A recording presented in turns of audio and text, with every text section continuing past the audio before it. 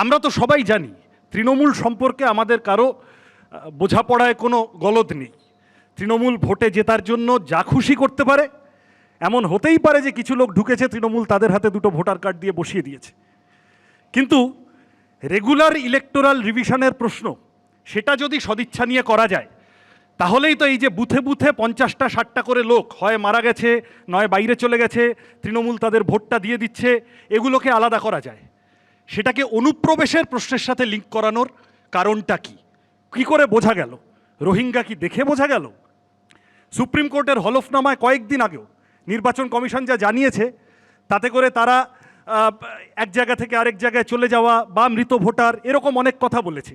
বিদেশি ভোটার পাওয়া গেছে এমন কথা কিন্তু নির্বাচন কমিশন সুপ্রিম কোর্টকে বলেনি। তাহলে অনুপ্রবেশের সাথে এই লিঙ্কটা কেন? এটা মিথ্যা প্রচার হচ্ছে। এখানে ইতিমধ্যে কারেক্টলি কথাটা এসেছে, মমতা বন্দ্যোপাধ্যায় এককালে এই কথাটা বলতেন, তখন বামফ্রন্টের বিরুদ্ধে ভোটে লড়তেন, তখন এই একই তত্ত্ব ঝাড়তেন। কেন মমতা বন্দ্যোপাধ্যায়কে আমরা আরএসএসের মেধাবী ছাত্রী বলি, তখন খাল কেটে কুমির এনেছেন।